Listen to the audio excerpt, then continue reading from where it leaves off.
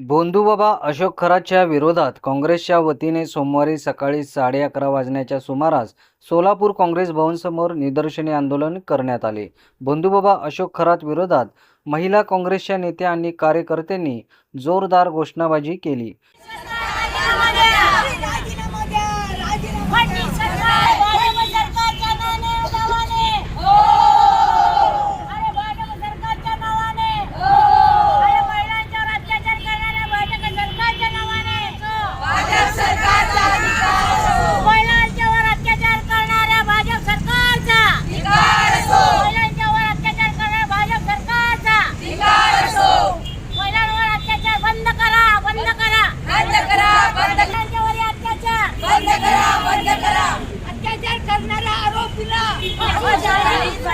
अत्याचार करणाऱ्या आरोपींना फाशी झालीच पाहिजे। पीडितांना न्याय मिळालाच पाहिजे। सरकारचा धिक्कार असो। महिला असुरक्षित असते।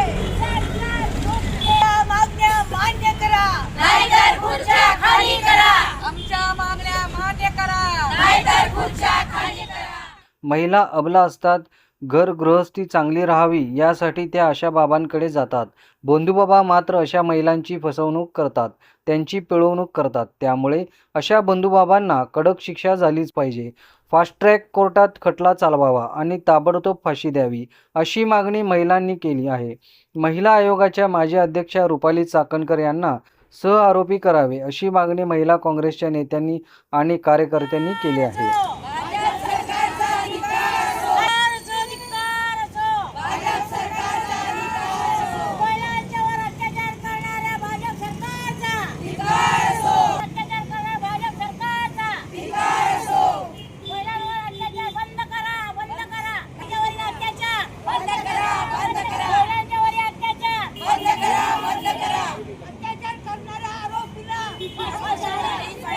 अत्याचार करणाऱ्या आरोपींना फाशी झालीच पाहिजे। मिळालाच पाहिजे। अरे पीडितांना न्याय मिळालाच पाहिजे। महिला असुरक्षित असणाऱ्या सरकारचा धिक्कार असो। महिला असुरक्षित असणाऱ्या अपयशी सरकारचा धिक्कार असो। अत्याचार वाढले, सरकार झोपले। महिला अत्याचार वाढले, सरकार झोपले। मागण्या मान्य करा, नाहीतर खुर्च्या खाली करा। मान्य करा, नाहीतर खुर्च्या खाली करा। सरकारचा धिक्कार असो। सरकारचं करायचं काय? खाली मुठीभर पाय। सरकारचं करायचं काय? खाली मुठीभर पाय। सरकारच्या नावाने हो, आणि भाजप सरकारच्या नावाने हो, आणि महिलांच्यावर अत्याचार करणाऱ्या भाजप सरकारच्या नावाने हो, आणि धिक्कार, धिक्कार असो। भाजप सरकारचा धिक्कार असो। भाजप सरकारचा धिक्कार। सरकारचं करायचं काय? खाली मुठीभर पाय। महिलांच्यावर अत्याचार करणाऱ्या सरकारचं करायचं काय? खाली मुठीभर पाय। खाली मुठीभर। काँग्रेसच्या महिला नेत्यांनी आणि कार्यकर्त्यांनी प्रतिक्रिया देताना संताप व्यक्त केला आहे। कॅप्टन अशोक खरातला फाशीची शिक्षा द्यावी अशी मागणी त्यांनी केली। काय सांगाल मॅडम, आज तुम्ही अशोक खरात यांचं निदर्शने केलेलं आहे। आज महिला सुरक्षित नाही आहे। जसं भाजप सरकार आलेलं आहे तसं ह्या महिला सुरक्षित नाही आहेत।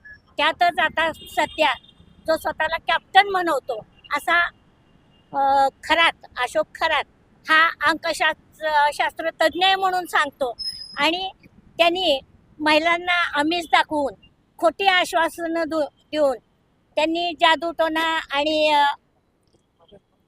भोंदूबाबा आहे आणि त्यांनी जादूटोणाचे प्रकार करून महिलांवर, म्हणजे महिलांना संमोहित करून त्यांच्यावर अत्याचार केलेले आहेत। अशा ह्या अशोक खरातला म्हणजे निपक्षपणे त्यांची चौकशी झाली पाहिजे, आणि याच्यात जवळजवळ मंत्री आणि अधिकारी हे देखील सामील आहेत। कदाचित हे प्रकरण त्यांनी दाबण्याचा प्रयत्न करतील। असं न होता निपक्षपातीपणाने चौकशी झाली पाहिजे आणि त्याला शिक्षा झाली पाहिजे, एवढंच या ठिकाणी सांगते। आणि महिलांवर जे अत्याचार होतात, लैंगिक अत्याचार करणं किंवा खोटं बोलणं, कारण महिला ह्या कशा असतात, संमोहनाला बळी पडतात आणि कुठलं तरी चांगलं होईल यासाठी त्या त्यांच्यापर्यंत पोहोचतात, पण त्यांची ही गुणं कुणाला माहीत नाहीत। जवळजवळ त्याचे 56 व्हिडिओ समोर आलेले आहेत. तसं तर त्यांनी 1000 महिलांवर अत्याचार केलेले आहेत. अशा नराधमाची चौकशी झालीच पाहिजे आणि त्यांचा मी या ठिकाणी निषेध व्यक्त या ठिकाणी खरंच आमचा निषेध करतोय पहिल्यांदा. त्याचबरोबर जवळजवळ ह्या सुशिक्षित माणूस, नावाजलेला माणूस, ज्या लोक घराच्या मागे बरेच मंत्री लोक आहेत, बरेच राजकीय पुढारी आहेत आणि अशांच्या जोरावर हा जे धंदे करतोय म्हणजे व्हाईट कॉलरचा प्रकार झालेला आहे हा. आणखीन त्याला साथ देणारी, त्याला तर अटक झालेलीच आहे. जवळजवळ 1000च्या वर त्याचे रेकॉर्डिंग निघालेले आहेत आणि त्या पद्धतीने सीडी मिळालेले आहेत. लवकर त्याला अटक तर झालेलीच आहे, तरी पण एखाद्या वेळेस ही दबादबी करण्याचा प्रकार होण्याची शक्यता आहे. कारण त्याच्या मागे भरपूर मोठे मोठे लोक आहेत. त्याच्याशिवाय जी महिला आयोगाच्या ठिकाणी जी अध्यक्ष म्हणून बसलेली महिला आहे चाकणकर, हिने पहिल्यांदा तिला अटक करण्याची गरज आहे. कारण एक महिला दुसऱ्या महिलांच्यावर अत्याचार होते, एवढ्या पद्धतीने अत्याचार होत आहेत, तर तिने आवाज उठवायला पाहिजे. तिला कंट्रोल करण्यासाठी म्हणून, महिलांना न्याय देण्यासाठी म्हणून त्या पदावर बसवलेलो आहे आणि तीच महिला यांना साथ देते. तर त्याला पहिल्यांदा अटक करून त्यांची पण चौकशी व्हायला पाहिजे. राजीनामा देऊन ही गोष्ट थांबणारी नाही आहे.